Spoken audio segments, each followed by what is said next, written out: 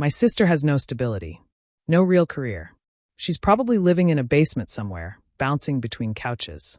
My brother David announced this to his friends with the casual cruelty of someone who'd never experienced actual consequences for his words.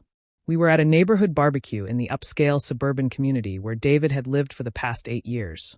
A community he believed defined him as successful, as arrived, as finally having made it. His friends laughed dutifully, playing their roles in his performance of superiority.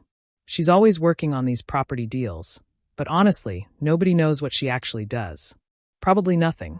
You know how people like that are all talk, no substance.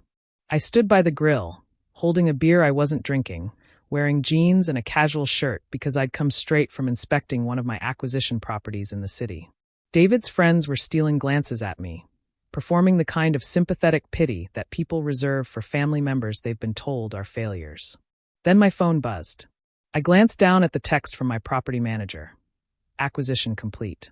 All 17 buildings in District 4 are now under your ownership. Deed transfer finalized. Congratulations. You now own the entire commercial corridor your brother's neighborhood depends on for retail, dining, and services. I read the text 3 times, then looked up at my brother, who was still mid-story about my apparent homelessness. David, I said quietly, I need to talk to you. Inside. My name is Victoria Hartwell, and I was 38 years old when my brother decided I was a failure. I'd spent the last 12 years acquiring, developing, and managing commercial real estate across the city. My portfolio included 43 properties valued at approximately $847 million. My net worth was just over $400 million. But I wore jeans to family barbecues, which apparently meant I was homeless. David had always been the successful sibling. He'd followed the traditional path: good college, corporate job, marriage, house in the suburbs, kids in private school. Everything was performative with David. Everything announced, validated, displayed. His house had to be impressive. His car had to be expensive. His clothing had to signal status. My success looked different. It looked like spreadsheets and acquisition documents and quiet accumulation of assets, while David was busy telling people about his assets. When I was 26, I'd inherited $100,000 from an uncle. Most people would have invested conservatively, made modest returns. I'd used it as a down payment on my first commercial property, a struggling strip mall that banks considered too risky. I'd renovated it, leased it to solid tenants, and 5 years later sold it for $680,000. I'd reinvested that money into 2 properties. Then 4. Then 8. By the time I was 35, I owned 30 properties worth over $300 million. By 38, I owned 43. But because my work was done quietly, because I didn't advertise my success, because I showed up to family events in jeans instead of designer clothes, David had decided I was unsuccessful. I drove David to my office in the city. It was located in the downtown financial district, on the 42nd floor of a building that housed private equity firms and venture capital companies. My name was on the door. Victoria Hartwell, Principal, Hartwell Property Group. David's face shifted as he looked around. The modern furniture. The floor-to-ceiling windows overlooking the city. The team of 8 people working at desks, managing acquisitions and tenant relations and development timelines. I didn't realize. David started. You didn't realize because you never asked, I said. You just assumed. And you announced your assumptions to your friends at a barbecue because you needed them to believe you were more successful than your sister. I pulled up the property records on my computer. I own 43 properties across the city valued at approximately $847 million. My portfolio includes commercial corridors, mixed-use developments, apartment buildings, and retail spaces. I have employees. I manage budgets. I negotiate with contractors and architects and city officials. I paused, and I just acquired 17 additional properties in District 4, the commercial corridor that serves your neighborhood. Every restaurant you eat at, every grocery store you shop at, every retail space you visit. I now own the buildings they operate from. David's face had gone very pale. You own the buildings in our neighborhood? Specifically, I own the commercial corridor that your neighborhood depends on, I said. Which means every one of those businesses pays rent to me. Every landlord-tenant relationship goes through my company now. Every lease renewal, every maintenance issue, every development decision, that's me. Why would you do that? David asked. Because you told your friends I was homeless, I said simply. Because you've spent the last decade treating me like I was beneath you. Because every time we've been in a room together, you've positioned yourself as the successful one while I was the sister who didn't have it figured out. And because when I saw that the District 4 corridor was available for acquisition, I realized exactly how I wanted to respond to your contempt. I didn't make David's life difficult immediately. That wouldn't have been strategic. Instead, I did something much more calculated. I let him find out. The discovery came 2 months later. David's company was relocating its regional office to a new building downtown. The building was owned by a property development company, and there was a zoning issue that needed to be resolved with the city planning department. The property management company recommended that David speak with the owner directly to expedite the process. The owner was me. David showed up at my office, the same office I'd taken him to months earlier, and I watched his face as it dawned on him that I wasn't just involved in the business. I was the business. "You own this building?" he asked quietly. "I own this building, and the one next to it, and the shopping center across the street, and the mixed-use development 3 blocks away," I said. "I own a significant portion of the downtown commercial real estate market. Your company is renting space in one of my properties." David sat down without being invited. "This is about the barbecue, isn't it? About what I said about you?" "Partly," I said. "But mostly it's about who I actually am versus who you believed me to be." I resolved the zoning issue for David's company within a week. I assigned one of my team members to work directly with their facilities manager. I made sure everything went smoothly. Then I did something that genuinely surprised him. I invited David to the ribbon-cutting ceremony for the new District 4 development project. "Why would you invite me?" David asked when I called him. "Because I want you to see what I've built," I said.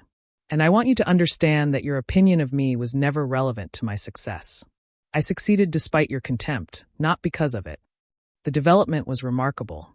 Mixed-use space with affordable apartments on the upper floors, retail on the ground level, a community center green space.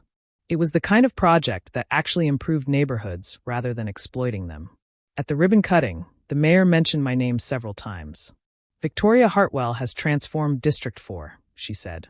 "This is what responsible real estate development looks like. This is what happens when someone cares about community as much as profit." David watched from the crowd, understanding finally dawning on his face. After the ceremony, he came up to me. "I owe you an apology," he said. "Yes," I agreed. "You do. I thought you were a failure," David continued. "I told people you were unstable, homeless, unsuccessful. And you are one of the most successful real estate developers in the city." "I know," I said. "Why didn't you tell me?" David asked. "Why did you let me think that for so long?" "Because I didn't need your validation," I said. "I was building something real. Your opinion of me was irrelevant to that process. If I'd announced my success to you, you would have taken credit for it somehow. You would have claimed that you'd always believed in me. You would have made it about you." David was quiet for a long moment. "What happens now?" he asked. "Now you live in a neighborhood that I own," I said. "Your landlord is me. Your neighbor's landlord is me. The business community that surrounds you depends on me for their retail space. Are you going to raise the rent?" David asked. "As revenge?" "No," I said. "I'm going to do exactly what I've done with all my properties. I'm going to maintain them. I'm going to keep them affordable for small business owners. I'm going to invest in community development. I'm going to be exactly the kind of landlord I'd want if I were a tenant. But you could. I could exploit every tenant and price out every small business," I finished. "But that's not who I am. I don't need revenge, David. I have something much better. Success that stands on its own merit, regardless of your opinion of it." 3 months after the ribbon-cutting ceremony, David's company signed a lease renewal with me at the same rate they'd been paying. He'd apparently expected me to triple the rent. When the lease came through at the original price, he was shocked. "Why didn't you raise it?" he asked when he came to sign the documents. "Because I'm a professional," I said. "My business decisions are based on market analysis and portfolio strategy, not on personal feelings about my brother." "But you hate me," David said. "I don't hate you," I said. "I'm just indifferent to your opinion. There's a difference. I care about running a successful business. You don't factor into that equation." David looked hurt, which I realized was precisely the point. He'd spent so many years believing that his opinion of me mattered, that his judgment validated or invalidated my choices. Learning that I'd succeeded completely independently of his belief was devastating to him in a way that revenge could never be. 1 year after I acquired the District 4 corridor, my company was valued at over $900 million. I'd been featured in Forbes as one of the top 50 real estate developers under 40. I'd been invited to speak at the Urban Land Institute about sustainable commercial development. David attended one of my speaking engagements. He sat in the front row and listened while I talked about property acquisition strategy, tenant relations, and the philosophy behind my development approach. After the speech, he came up to me with his wife. "I'm sorry," he said in front of her, "for what I said about you, for treating you like you weren't successful. You're clearly one of the most successful people I know." "Thank you," I said. "But I want you to understand something. I wasn't less successful when you didn't believe in me.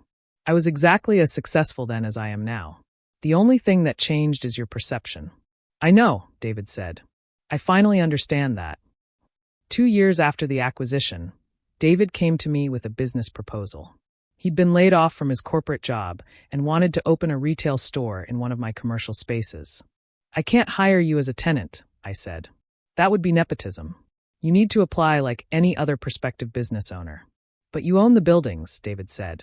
"Exactly," I replied. "Which is why I need to be even more careful about business decisions. I evaluate every tenant application on merit.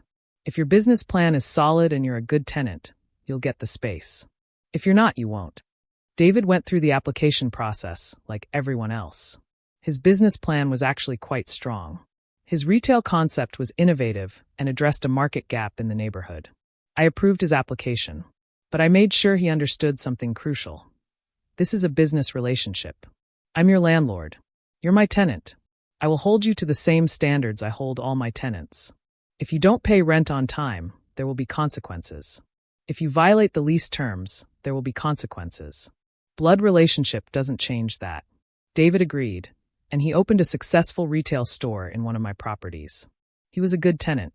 He paid rent on time. He maintained his space. He contributed to the neighborhood community. And every time he saw my company name on the lease agreement, I think he remembered what it meant. He remembered that his sister had built an empire while he was telling his friends she was homeless. He remembered that success didn't require his validation. He remembered that the woman he'd dismissed had become the landlord he answered to. 5 years after the District 4 acquisition, my real estate portfolio was worth $1.2 billion. I'd been named one of the top 50 most influential businesswomen in the country. I was still wearing jeans to family events because I genuinely didn't care about performative success. And my brother, the man who'd announced my homelessness to his friends, now understood what it meant to work for someone else's vision instead of your own. The real victory wasn't that I'd become successful despite his contempt. It was that his contempt had been completely irrelevant to my success the entire time. I'd just taken a very long time to prove that point in a way he couldn't ignore.